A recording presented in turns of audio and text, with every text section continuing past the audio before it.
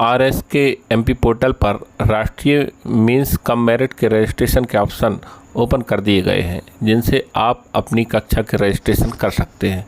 तो आइए देखते हैं कि इसमें रजिस्ट्रेशन कैसे करना है, किन किन छात्रों का रजिस्ट्रेशन होगा, रजिस्ट्रेशन करने की लास्ट डेट क्या है, परीक्षा कब होगी, परीक्षा में कुल कितने प्रश्न पूछे जाएंगे, कितने अंकों के प्रश्न आएंगे, वह तमाम जानकारी आज के वीडियो में हम समझते हैं।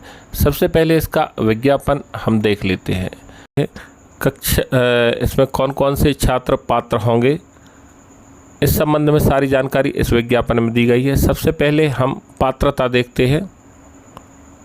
पात्रता 2025-26 सत्र में जो छात्र कक्षा 8वीं में अध्ययनरत हैं वे इस परीक्षा में सम्मिलित हो सकते हैं।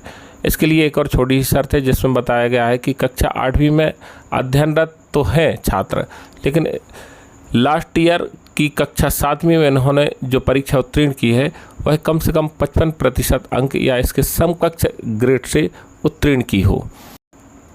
इसके अतिरिक्त हम इसमें देखें तो छात्रवृत्ति का भी प्रावधान है।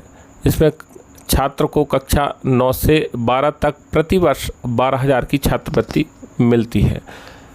एक और शर्त इसमें ऐड कर दी गई है, वह है कक्षा 10वीं से 12वीं तक की परीक्षा जो भी देगा तो उसमें उसके उत्तीर्ण का जो प्रतिशत है वह कम से कम 60% अंक के साथ निरंतर उत्तीर्ण होना अनिवार्य है। छात्र का जो 12,000 रुपये प्रति वर्ष की छात्रवृत्ति है वह प्राप्त होगी। अब हम पाठ्यक्रम की बात करें तो इसमें कोई निर्धारित पाठ्यक्रम नहीं होता है। हाँ, लेकिन एक बात ज़रूर है कि कक्षा 7 और 8 के स्तर के जो प्रश्न हैं वह इसमें पूछे जाते हैं। परीक्षा शुल्क यदि हम देखें तो इसमें कोई भी परीक्षा शुल्क दिए नहीं है। माध्यम की बात करें तो हिंदी और अंग्रेजी माध्यम में परीक्षा छात्र दे सकते हैं। आरक्षण इसमें बताया गया है कि किस प्रकार से आरक्षण इसमें होगा। हम बात कर लेते हैं कि कब तक इसमें ऑनलाइन आवेदन कर सकते हैं। तो इसमें डेट बताई गई है कि RSK MP पोर्टल पर ऑनलाइन आवेदन करने की अंतिम तिथि, जैसे मध्य प्रदेश की हम बात करें तो मध्य प्रदेश में RSK MP पोर्टल पर छात्र का रजिस्ट्रेशन होता है। ऑनलाइन आवेदन करने की जो अंतिम तिथि वह 20 अगस्त 2025 है और परीक्षा का दिनांक एवं दिन की बात करें तो 12 अक्टूबर 2025 दिन रविवार के यह परीक्षा आयोजित की जानी है।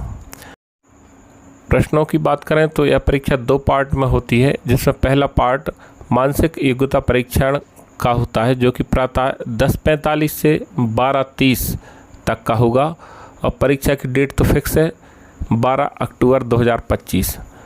तो पहला पार्ट मानसिक योग्यता परीक्षण वाला 10:45 से 12:30 और प्रश्नों की बात करें तो इसमें 90 प्रश्न पूछे जाएंगे और इसके लिए अधिकतम जो अंक है वह 90 ही रहेंगे।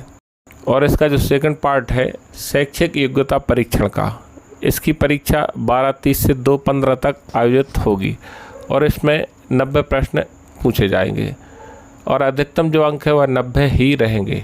प्रश्नों के डिज़ाइन की बात करें तो पैटर्न की जो वस्तुनिष्ठ प्रश्न है वह इसमें पूछे जाएंगे। किस प्रकार से पूछे जाएंगे, मानसिक योग्यता परीक्षण में उसकी जानकारी बताई गई है। शैक्षिक योग्यता परीक्षण में कक्षा 7 और 8 के जो बहुविकल्पीय प्रश्न हैं वह इसमें शामिल किए जाएंगे, जिसमें 35 प्रश्न विज्ञान के, 35 प्रश्न सामाजिक विज्ञान के, 20 प्रश्न गणित विषय के इसमें होंगे। कुल कितने अंक लेना है और उत्तीर्ण होने के लिए इसमें बताया गया कि जैसे दोनों परीक्षाओं के लिए कुल मिलाकर न्यूनतम 40% अंकों के साथ इसमें उत्तीर्ण होना आवश्यक है। SC ST के छात्रों की बात करें तो हम 32% अंक उत्तीर्ण होने के लिए अनिवार्य है। इस प्रकार विज्ञापन में भी हम देखते हैं विस्तृत निर्देश दिए गए हैं जिनका अवलोकन आप कर सकते हैं। तो आइए देखते हैं फॉर्म कैसे भरते हैं। आइए देखते हैं। RSK MP पोर्टल को ओपन करके इसमें अपना यूनिक ID पासवर्ड से लॉगिन कर लेना है।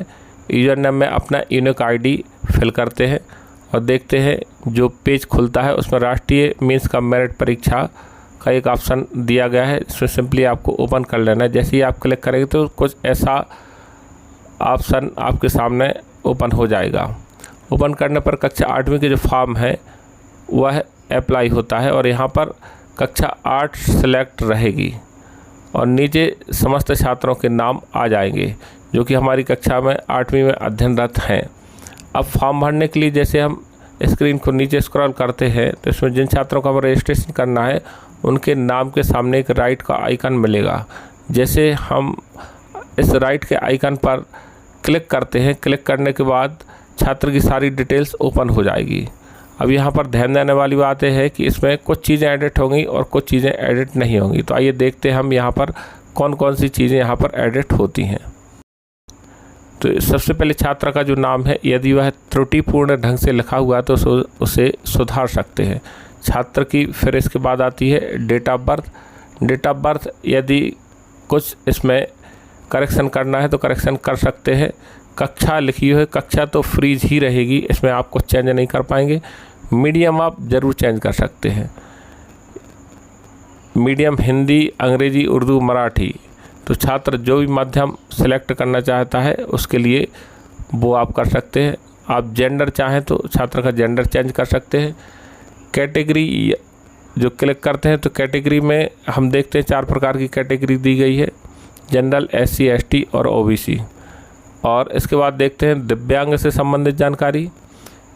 यदि छात्र दिव्यांग है तो यस, और यदि नहीं है तो नो पर क्लिक करते हैं। जैसे हम यस पर क्लिक करते हैं तो दिव्यांग की श्रेणी यहाँ पर ओपन हो जाएगी। फिर यहाँ पर देखते हैं कक्षा 7 में जिस ग्रेड से छात्र ने उत्तीर्ण किया है वो आधार नंबर अनिवार्य है। आधार नंबर के साथ जहाँ पर भी हमें स्टार लगे हुए दिखाई देते हैं उनको अनिवार्य रूप से भरना होगा।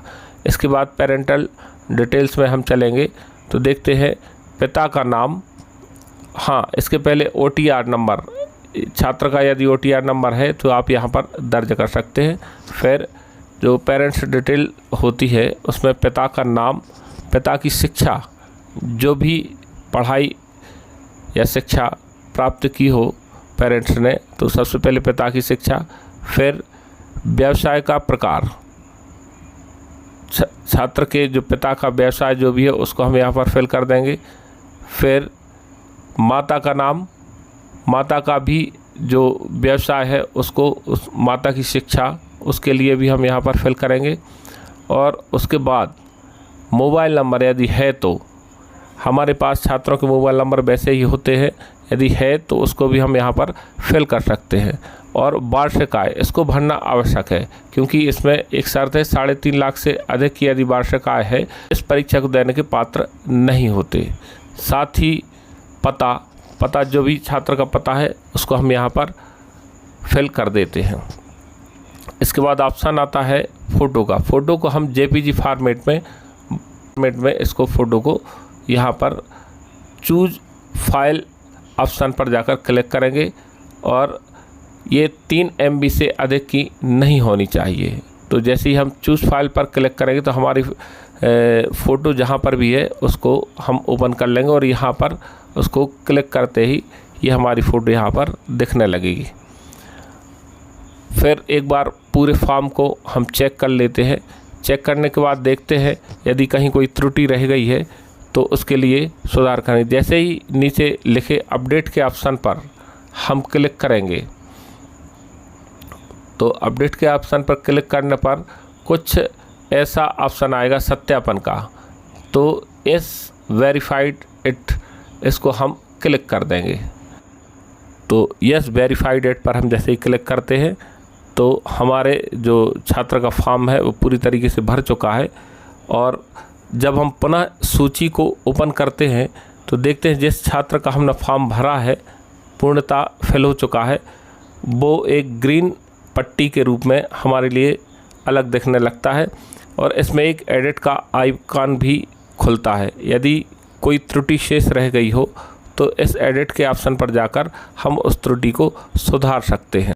आप इस बात का ध्यान रखें कि हमें इस परीक्षा में अधिक से अधिक छात्रों का रजिस्ट्रेशन करना है क्योंकि ये परीक्षा पूर्णतः निःशुल्क है और आप आसानी से छात्रों का रजिस्ट्रेशन इस परीक्षा में कर सकते हैं।